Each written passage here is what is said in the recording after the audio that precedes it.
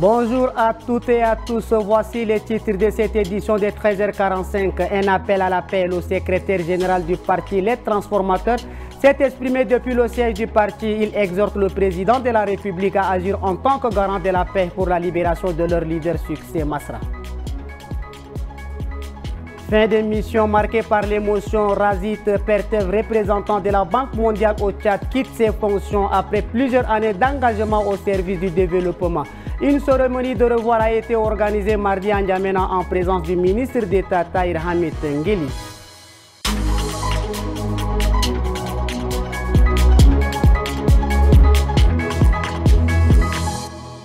Le secrétaire général du parti Les Transformateurs s'est exprimé hier après-midi depuis le siège de sa formation. Il en appelle au président de la République pour qu'il intervienne en sa qualité de garant de la paix en faveur de la libération de leur leader Succès Masra. Reportage signé Yankingem Karine et Maxime Solmengar. Libérez! Libérez! Justice! Justice! Justice! C'est à travers cette devise que les militants et sympathisants du parti Les Transformateurs veulent se faire entendre.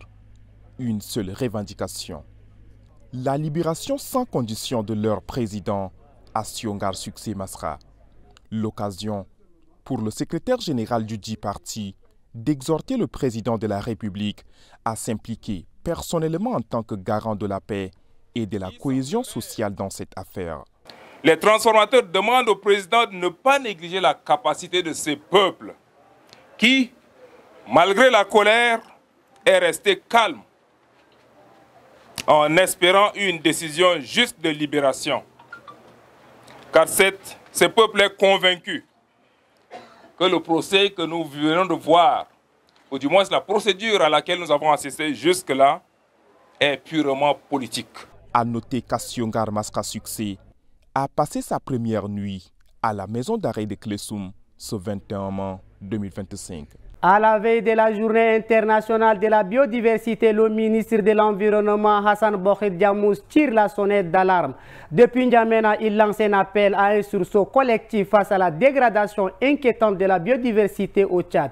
Aimé Dolinassou et Abakar Lambert ont assisté à cette déclaration.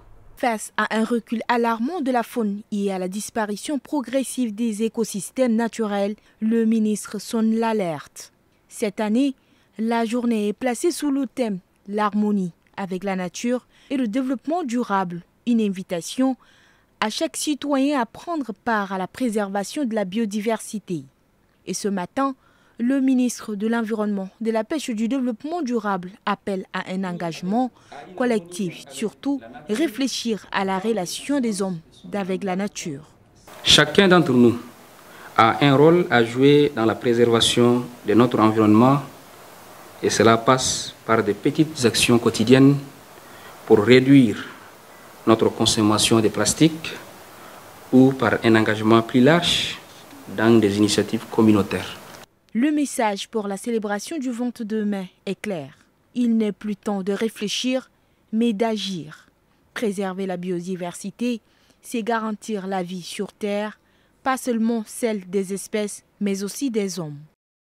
Direction d'Oba à présent où l'abattoir inquiète des odeurs nauséabondes si des manques criants d'hygiène, empoisonnant le quotidien des riverains et complique le travail des bouchers. Tolobe Mbaïnassem Dieudonné s'est rendu sur place. Un parfum désagréable et irritant, une senteur de pourriture qui infeste l'air dès que l'on s'approche de l'abattoir. Ces odeurs résultent des cornes, des bouses, du sang et des peaux d'animaux abattus. Des résidus qui s'amoncellent au vu et au su de tous. À l'intérieur comme à l'extérieur de l'abattoir, les odeurs sont perceptibles. Personne ne veut acheter la peau des animaux. On abat tous les jours 60 à 70 moutons, voire même 80. Mais par manque d'endroits spécialement réservés pour les déchets d'animaux, nous les jetons tout autour de l'abattoir. Et quand la peau pourrit, elle dégage des odeurs désagréables. Une situation qui met à mal la population, surtout riveraine. La municipalité confirme les faits et entend prendre toutes les dispositions dans les jours à venir pour y remédier. À partir de jeudi, je crois à partir de jeudi, nous allons nous rencontrer avec les responsables, mettre sur pied qu'est-ce qu'il faut faire exactement par rapport à ce coin. Nous-mêmes, nous sommes passés là-bas. Moi, personnellement, je suis passé faire déjà mon état de lieu et j'ai trouvé que non, c'est vraiment très, très sale. L'insalubrité croissante au sein de l'abattoir de Doba inquiète plus d'un et pourrait détendre sur la qualité de la viande qui est produite malgré les dispositions nécessaires prises par le service vétérinaire. Une cérémonie de revoir empreinte d'émotion a été organisée dans un hôtel de la capitale ce mardi en l'honneur de M. Razid Pertev, représentant de la Banque mondiale au Tchad, qui achève sa mission après un engagement remarqué au service du développement du pays. La cérémonie a été présidée par le ministre d'État, ministre des Finances Tahir Hamid Ngeli, Mbaylassem Emmanuel et Boyom Krios. Razid Pertev, représentant résident de la Banque mondiale au Tchad, est arrivé en fin de mission, et ce, après 5 ans de service au pays de Toumaï. Ce soir, les autorités tchadiennes ont tenu à l'honorer. À l'entame du dîner, Tahir Hamid Ngeli, ministre des Finances, lui attache un turban à la tête, symbole de l'identité d'un Tchadien, d'un Sahélien, en guise de souvenir. Razid Pertev était avec nous, parfois plus que nous, au fait fond de nos difficultés, témoigne le ministre des Finances et du Budget. Le feu maréchal était allé à Bohoma. Pendant qu'il était là-bas, nous essayons de planifier comment tenir le fonctionnement de l'État pendant les 2 ou 3 mois à venir. La chance qu'on avait, c'était un problème mondial. C'est à ce moment que la communauté internationale, la Banque mondiale et le FMI surtout, avaient décidé de débloquer des enveloppes pour tous les pays. Sous le leadership de M. Pertev, le portefeuille de la Banque mondiale au Tchad a connu une nette amélioration, marquée par des avancées significatives dans les projets de développement. Le Tchad est bien placé pour faire des grands pas dans le développement.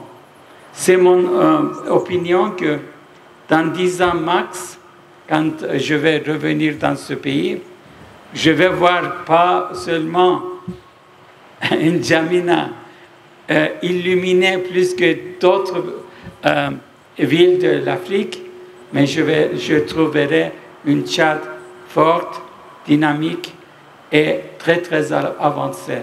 Les danses traditionnelles par le ballet national et le partage du gâteau ont marqué la soirée. Et puis l'essentiel de l'actualité internationale, c'est avec Ngena Wandoum. Cynthia. Au Mali, le procès fleuve des affaires de l'avion présidentiel et des contrats d'équipement militaire surfacturés reprend ce jeudi 22 mai devant la cour d'assises à Bamako. Des affaires de détournement de fonds publics qui remontent à 2014 portent sur plus de 130 milliards de francs CFA et dans lesquels 9 anciens ministres militaires et hommes d'affaires sont poursuivis. Suspendu en novembre 2024, le procès va donc rouvrir, mais dans des conditions particulières. L'ex-ministre de l'économie, Bouhari Fili Sissoko, est hospitalisé et la composition de la cour a été largement modifiée. Le Togo fait face à ses premiers cas confirmés de Mpox, une maladie virale également connue sous le nom de variole de singe. 3 cas, 2 femmes et un homme ont été confirmés dans la capitale Lomé. Les autorités sanitaires togolaises ont rapidement pris des mesures pour limiter la propagation de cette maladie contagieuse. Dans le sud-est de la Centrafrique, la situation sécuritaire semble s'être calmée dans le Wombomu après une série de violentes attaques fin avril et début mai visant les forces armées centrafricaines et leurs alliés russes de Wagner. Ces attaques avaient résulté d'une rupture entre des miliciens de l'ethnie Zandé qui avaient intégré les FACA l'année dernière et leurs anciens formateurs. Pour autant, la tension demeure forte dans la région. Merci de votre fidélité et bonne suite de programme sur notre antenne.